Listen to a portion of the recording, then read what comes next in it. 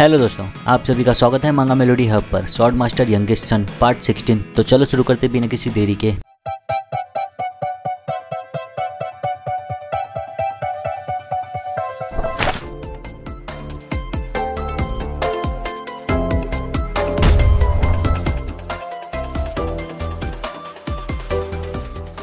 पिछले पार्ट में हमने देखा था जेट सभी को ऑरेंज जूस देता है पीने के लिए, लेकिन मुराकान को पता चल जाता है उसमें कुछ तो है। वो तुरंत ही टेबल के ऊपर चढ़ जाता है और उसे एक जोर का लात मारता है। बोलता है आज होगी तेरी मौत। लात खाने के बाद जेट पूरी तरह डर जाता है। बोलता है प्लीज रुको, चलो बात करते हैं। लेकिन मुराकान कहाँ रुकने वाला, वो फिर से अपना पैर आगे बढ़ाता है और फिर से खींच के उसके चेहरे पे ही लात मारता है। बोलता है मुराकान तुझसे बात करूं। जिन देखकर सोचता है जेट खुद की घोषणा किया है खास जानकारी रखने के लिए। ये कोई ऐसा है जिसका मैं ऋणी था। मेरी पिछली जिंदगी में मैं जिसको फैमिली से निकाल दिया गया था और जिसका कोई आधार नहीं था, जेट की मदद से ही मैं आर्किन में सेटल हो पाया था और इसी चीज की वजह से हम बहुत करीब हो गए थे।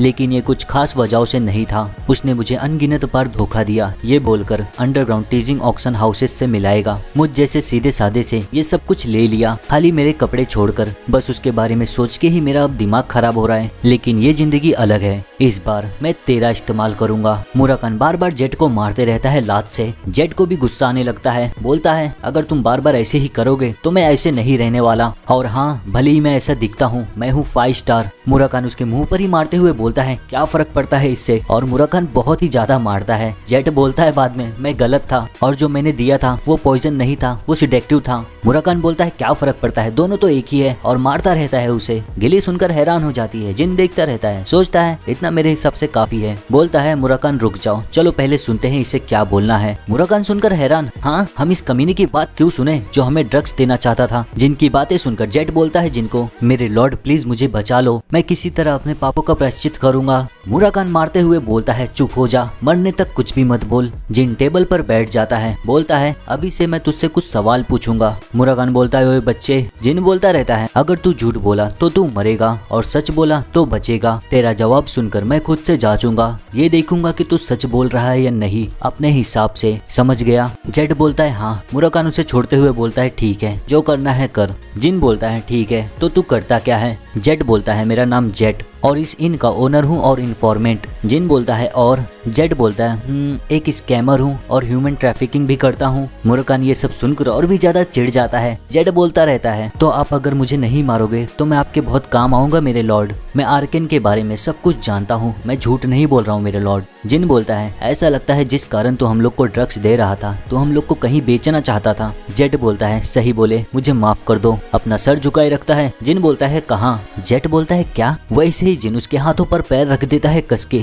उसकी उंगलियां टूटकर जमीन में घुस जाती है। दर्द से जोर का चिल्लाता है जेट और सब कुछ बताने लगता है। Underground टीजिंग auction house detail. टीजिंग एक डार्क ऑर्गेनाइजेशन है। स्लेव्स, ड्रग्स, चुराई हुई चीजें, आर्टिफैक्ट, बहुत सारी चीजें वहाँ बिकती है। वो जगह ऐसी है जहाँ सब कुछ है। जिन सुनकर सोचता है आखिरकार द टीजिंग ऑक्शन हाउस। बोलता है ठीक है, तेरा रात तक इलाज कर दिया जाएगा। तुझे पता है ना क्या करना है आगे। दर्द से चिल्लाकर बोलता है हाँ क्यों नहीं, शुक्रिया मेरे लॉर्ड, शुक्रिया। मुराकान बोलता है बच्चे तू इस कचरे के ऊपर मेडिकल के बिल का पैसा तू बर्बाद करेगा। गिली बोलती है हाँ यंग मास्टर, आप अगर इसको ऐसे ही छोड़ दोगे तो ये फिर से हमें धोखा देगा। जिन बोलता है एक डार्क ऑर्गेनाइजेशन और अंडरग्राउंड ऑक्शन हाउस। गिली और मुराकान दोनों सोचने लग जाते हैं ये सुनकर। बोलते हैं क्या वहाँ से कुछ अच्छा लाना है, उन्हें नीचे गिराने से ज्यादा इससे पीछा छुड़ाने में देरी नहीं करनी चाहिए। जिन बोलता है हाँ लेकिन चलो इस पर अभी के लिए भरोसा करते हैं, आखिर में हमें आर्किन में गाइड भी तो चाहिए। मैं पहले जाकर इसके इलाज के लिए किसी को ढूंढता हूँ। और वहाँ से चले जाता है बाहर। जिन के मुंह से ऐसे शब्द सुनकर गिली और मुराकान दोनों सोच में पड़े रहते हैं। जिन उस घर से बाहर आकर बोलता है ये एक्टिंग बहुत ज्यादा थका देने वाला है, जबकि मैं सब कुछ जानता हूँ। मेरा कोई भी इरादा नहीं है कि मेरे रिग्रेशन का किसी को भी बताऊं,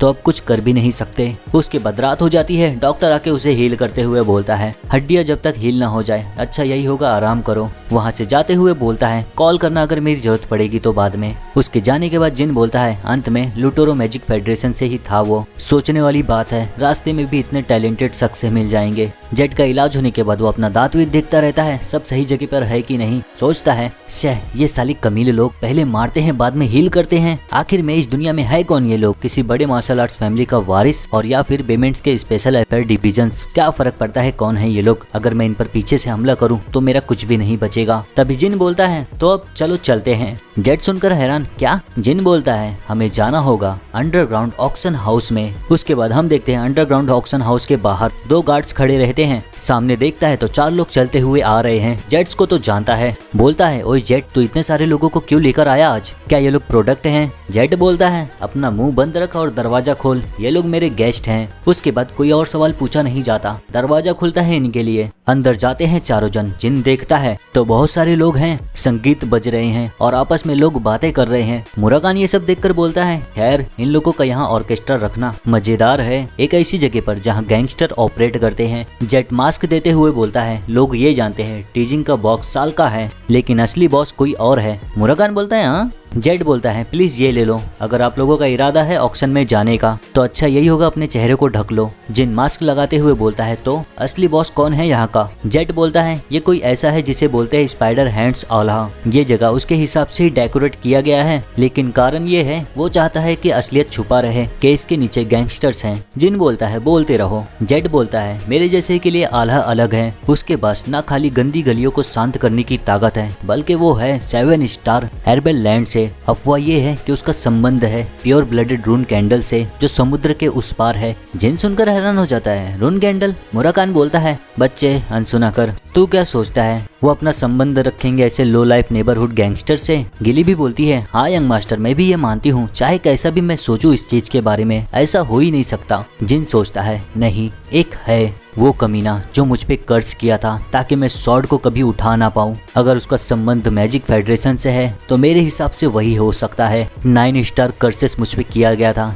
ब्लेडेड एल्यूजन। मुझे नहीं लगता टेजिंग में कोई ऐसा मेज है जो ऐसा हाई रैंकिंग कर्स मुझ पे कर सके, लेकिन 10 साल के लिए स्टॉर्म कासल में, 5 साल के लिए सॉर्ड ऑफ गार्डन में, 15 साल से मुझे कोई भी सुराख नहीं मिला उसका। मुझे कम से कम तिंके को तो पकड़ने की जरूरत है। बोलता है वैसे हम लोग तो यहाँ आए हैं इसे पूरी तरह तबाह करने के लिए, इसलिए अल्लाह लोगों की पहचान के अलावा इसका जांच करना भी सही रहेगा। उसके बाद ये सभी लोग जाते हैं ऑक्शन में। मुराकान पूछता है तो प्लान क्या है? क्या ये आर्किन के आने वाले पहले दिन ही सभी गैंगस्टर को हराने को लेकर ही कुछ है या इसके जैसे ही कुछ और? गिली जिन को धीरे से बोलती है जिस गार्ड्स को हमने आते समय देखा था वो काफी स्किल्ड दिख रहे थे और यहाँ काफी मेजेस भी हैं अनरजिस्टर्ड। नजदीक ही अचानक से दुश्मनों की टेरिटरी में फाइट, ये कुछ ज्यादा ही नहीं हो जाएगा? जिन बोलता है चिंता मत करो इसकी, मेरे पास योजना है। गिली बोलती है योजना? जिन बोलता है दोनों जन अपने कान दो। उसके बाद सभी को योजना अपनी बता देता है। मुराकान बोलता है बच्चे हर समय मैं सच में यही सोचता हूँ तेरे दिमाग के अंदर है क्या, तो इस चीज के साथ कैसे आ भी सकता है?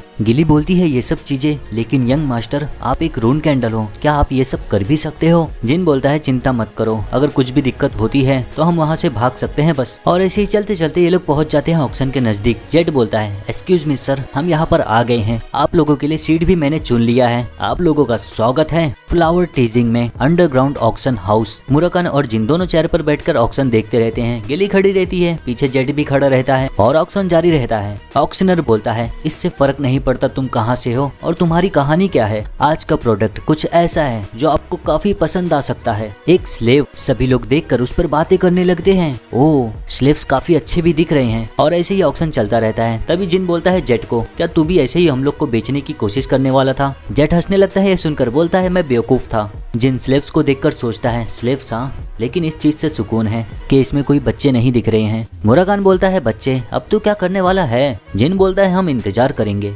मैंने सुना है कुछ चीजें ऑक्शन में अचानक से आ जाती हैं जो काम की रहती हैं, अगर यहाँ पर कुछ ऐसा है तो मैं उसे खरीदना चाहता हूँ, मैं उसे सबसे पहले लूंगा, उसके बाद हम तुरंत ही अपना काम शुरू करेंगे। सोचता है और रिंग आर्टिफैक्ट, अगर मुझे मेरी पिछली जिंदगी से जो जानकारी मिली थी वो सही है तो मेरे हिसाब से यही हो सकता है, वो किसी स्टोरेज रूम में होगा कहीं और हमारी योजना के शुरू होने के बाद ही मैं इसे पा सकता हूँ। और ऐसे ही कई सारे दिन ऑक्शन के बीच जाते हैं और जिन कुछ भी खरीदा नहीं रहता अब तक। ऑक्शन चलता रहता है, जिनके मन में भी यही चलता है, हमें थोड़ा धीरज से इंतजार करना होगा। एक हफ्ते बाद देखते हैं हम, ऑक्शन अभी भी चल ही रहा है, एक पे एक चीज सेल किया जा रहा है। तभी जिन को पीछे से जेट बोलता है यंग मास्टर। जिन बोलता है हाँ। जेट बोलता है यंग मास्टर आपने देखने के सिवा एक हफ्ते से कुछ भी नहीं किया, अगर आपने यहाँ से कुछ भी आज खरीदा नहीं तो टेजिंग के लोग कुछ दिक्कतें खड़ी कर सकते हैं सर। जिन बोलता है क्या ये तेरा काम नहीं है उन दिक्कतों को रोकना? ये सुनकर जेट बोलता है हाँ क्यों नहीं, प्लीज जैसा आपका इच्छा हो वैसा करो यंग मास्टर, और चिढ़ जाता है पूरी तरह। सोचता है है मेरा काम, इससे फर्क नहीं पड़ता कौन हो तुम, अगर ऐसे ही चलते रहा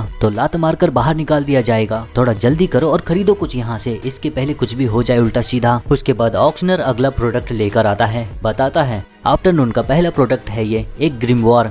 ये ग्रिमवॉर है मैथिक वॉनिक का, वो मेज जो एक समय पर पूरी दुनिया पर राज किया था। हम इसे न्यूट्रलाइज नहीं कर पाए हैं, लेकिन इसमें पावरफुल मैजिक्स हैं। बोली लगना शुरू हो जाता है तुरंत ही। जिन देखकर सोचता है मैथ्यू वॉनिक, हाँ ये स्कैमर साला मैथ्यू वॉनिक नहीं मैथ्यू मॉनिक है। उससे भी बड़ी बात, मॉनिक्स के सारे ग्रिमवॉर्स जेप्पल फैमिली के द्वारा मैनेज किए गए थे। इसका मतलब यही हो सकता है वो सच में एक असली जीरो था। मुझे इस ऑक्शन में हिस्सा लिए हुए पूरे 1 हफ्ते हो गए हैं और ऑक्शन की कंडीशन हर समय यही है, होस्ट बकवास पे बकवास किए जा रहा है और घमंडी मेजेस इसकी बातों में आ रहे हैं। और इस ग्रिमवॉर का ऑथर तभी होस्ट दूसरे प्रोडक्ट का नाम लेता है चेनमी। ये नाम सुनकर मुराकान जिनके कंधे पर हाथ रख के उसे बुलाता है, बोलता है उसे बच्चे ये खरीद ले, ये ग्रिमवॉर सच में चेनमी का ही है, मुझे इतना पता है, ये बड़ी चीज है। उसके बाद होस्ट ऊपर देखने लगता है क्योंकि जिन ने अपना हाथ उठा दिया रहता है 150 उसका अमाउंट सुनकर सब लोग उस पे बातें करने लगते हैं। ये इस प्राइस में खरीद रहा है, ऐसे लगता है किसी नोबल फैमिली का यंग मास्टर है ये। जिन यही सोचकर उठाया है ये ग्रिमवॉर कुछ ऐसा है जो ड्रैगन ने सुझाव दिया है और 150 के बाद कोई भी बोली नहीं लगाता। जिनका हो जाता है ये ग्रिमवॉर। मुराकान यही सोचता रहता है, बोलता है ये इस जगह पर क्यों है आखिर में। होस्ट बोलता है अगला ग्रिमवॉर है सुजिल हेस्टर का। जिन सुनकर ये नाम थोड़ा सा हैरान हो जाता है, सभी लोग इस पर बात करने लगते हैं सुजिल हेस्टर कौन है ये। होस्ट बताते ही रहता है इसके बारे में, तभी जिन उतने में ही हाथ उठा देता है और 200 की बोली लगा देता है। ये सुनकर सब लोग एकदम हैरान हो जाते हैं, उसे देखने लगते हैं। 200 आखिर में कौन है ये जो ऐसी अजीब सी चीजें खरीद रहा है। मुराकान ये सुनकर बोलता है ओए बच्चे ऐसा क्या है जो 200 तू इसमें पहले ही लगा दिया, क्या तू इस ग्रिमवॉर को सच में जानता है। जिन बोलता है बस ऐसे ही, मुझे लगा एक और खरीदना सही रहेगा। सोचता है सोचने वाली बात है, मुझे यहाँ मिलेगा मेरी पिछली जिंदगी की मेरी मास्टर जो उस परिवार से जुड़ी थी हेस्टर। चलो अब जब मैं एक दिन उनसे मिलूंगा तब मैं उन्हें ये दूंगा। मास्क निकालते हुए बोलता है ठीक है इतना ठीक है, चलो धीरे धीरे अपना काम शुरू करते हैं। उसके बाद बाहर आते हैं ऑक्शन से, वही ग्रिमवॉर्स देखते हैं। मुराकान उठकर पढ़ता है, बोलता है ये चेनमी जो मैं सोच रहा था वही है, लेकिन इसकी तुलना उससे करूं तो क्या है वो, उसमें बहुत अजीब और पेचीदा कोड है। जिन सोचता है वो तो रहेगा ही, इसको खाली वही पढ़ सकते हैं, मैं और मेरे मास्टर। जेट बोलता है चलो शुक्र है, मुझे बहुत सुकून मिला आपने कुछ तो खरीदा, अगर आप लोगों ने कुछ भी खरीदा नहीं होता आज तो हम लोग बहुत बड़ी दिक्कत में होते। जिन बोलता है जेट बोलता है हाँ। जिन बोलता है मुझे मिलना है स्पाइडर हैंड्स अल्हा से। जेट सुनकर पूरी तरह हैरान हो जाता है, क्या नहीं सर ये नामुमकिन है, भले ही आप मेरे गेस्ट हो लेकिन अल्हा। वैसे ही जिन बोलता है तो फिर जाओ अल्हा को ये बोलो, और उसके कानों में बोलता है उसे बोलना कि वेरेडिन जेप्पल तेरा चेहरा देखना चाहता है। जेट और भी ज्यादा एकदम से शॉक हो जाता है, तुरंत ही भागते हुए तेजी से जाता है अल्हा के पास, यही सोचते हुए ये साला कमीना बहुत ही ज्यादा खुश रहता है, ये बेमेंट के स्पेशल अफेयर डिवीजन से नहीं है। हाँ मैं अब जेप्पल का इन्फॉर्मेंट बनूंगा और इस नर्ग को पूरी तरह छोड़ दूंगा। तेजी से दरवाजा खोलते हुए बोलता है हे अल्लाह को बोलो बाहर आए, वेरेडिन जेप्पल यहाँ है। यही उसके मन में रहता है, अब मेरी जिंदगी बहुत ही अच्छे से कटेगी। देखता है सामने तो बहुत सारे गार्ड्स रहते हैं। गार्ड्स बोलते हैं हाँ, सेट बोलता है हाँ। उसके बाद गार्ड्स चल के जाते हैं जिन के पास। जिन को बोलते हैं ओए तू, क्या तू वेरेडिन है, मेरे पीछे आ, बॉस तुझे देखना चाहते हैं। और ऐसा बोलते ही जिन उसके मुंह पर ही एक जोर का पंच मारता है। गार्ड हैरान रहता है, जिन मैजिक का इस्तेमाल करते हुए बोलता है ओए तू, क्या तू अल्हा है। जिन को देखकर ही पूरी तरह डर जाता है। गार्ड बोलता है नहीं बॉस सर, अल्हा हमें बोले आपको वहां तक लेके आने के लिए। और वैसे ही जिन फायर बॉल इस्तेमाल कर देता है और बहुत ही बड़ा धमाका होता है। गार्ड पूरी तरह एकदम से डर गया रहता है। जिन बोलता है मैंने उसको अपना नाम बताया लेकिन उसको हिम्मत हुई अपने अंदर काम करने वाले लोगों को भेजने की। इस बार मैं ये एक बार और बोलूंगा, उसे जाकर बोल वो मेरे पैरों तक आए अपने चारों पैरों से रेंगते हुए।